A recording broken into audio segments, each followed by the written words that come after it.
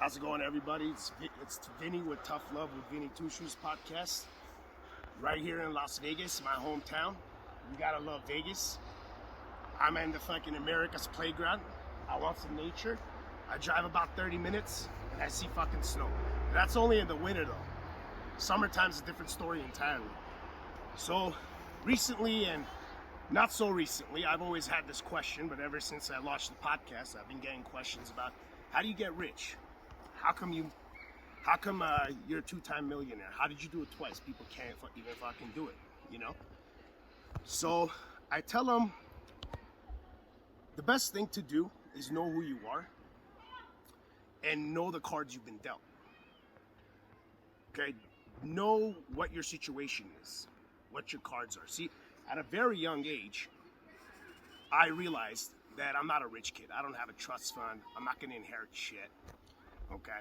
So I was with that mindset since like 14 years old. Now, if you're a late bloomer, it's all right, as long as you realize now, right? Because I knew at a young age that I'm not at that prep school where all the fathers are judges, top-notch fucking top 10 lawyers in the whatever state they're in. My dad's not a senator or a congressman. You see, these kids at those schools, though, these rich kids with the trust funds, you got to understand, by 12 years old, they know how to short a stock. Okay, they know what shorting a stock is at like 12. They got those Enron type connections. They got all this stuff. Now, the goal is to know you don't have that.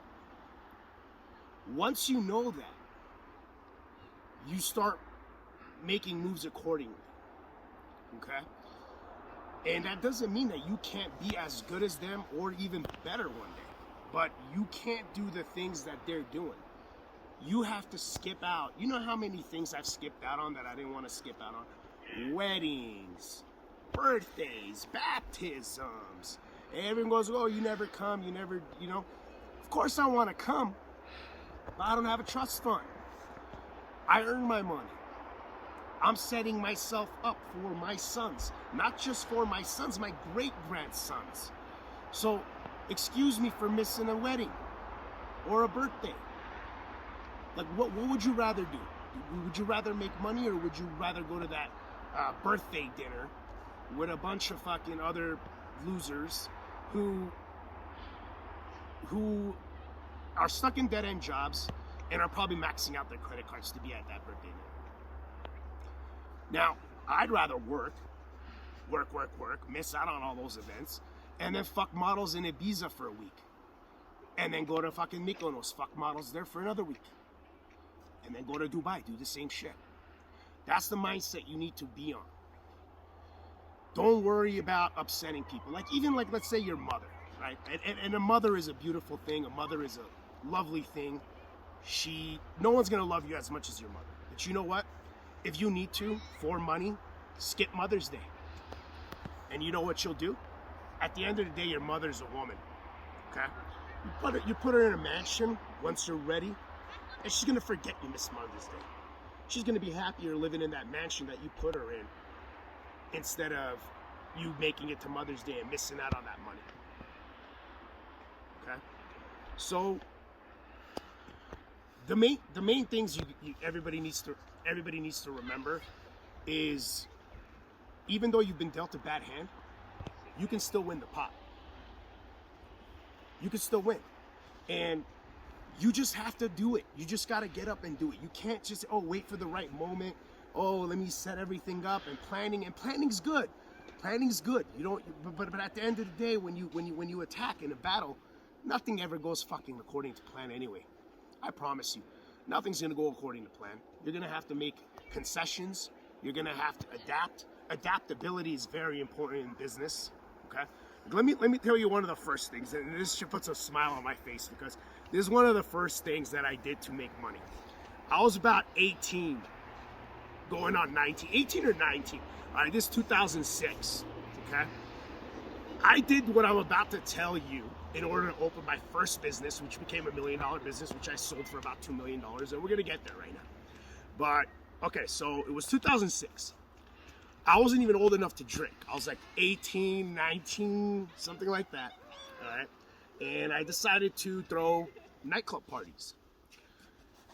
And so that's how I got started. And I had a little bit of money from other things, but it wasn't. But it wasn't enough to go all the way with it. But so here's what I did. So I had a little bit of money saved up, and I had a lot of friends that were over 21. My friends were always over 21. I've always had older friends, so I was lucky with that part.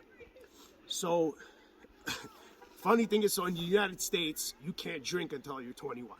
Okay, that's not the same everywhere else, but in the U.S. it is. So, I couldn't drink at these nightclubs. The owners wouldn't let. But I pretty much would. My first time ever, I rented it out, a nightclub. I kept 100% of the admission, and I got 10% from the bar. But hey, I wasn't 21, so they didn't pay me for the bar. But whatever, I got paid 10% off the bar.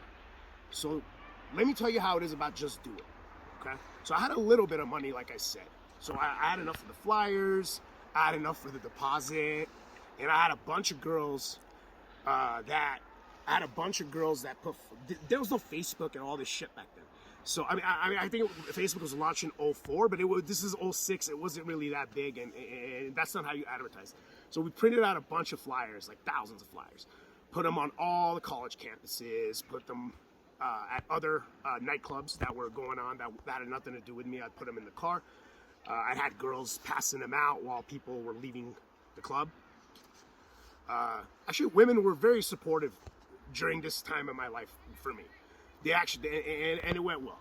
So my cousin had came out from overseas in that same year.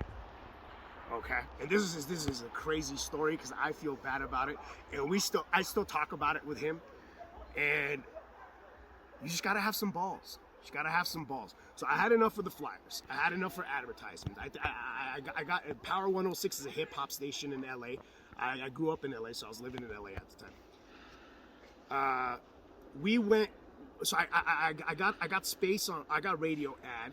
This is how you did shit back then, old school, you know.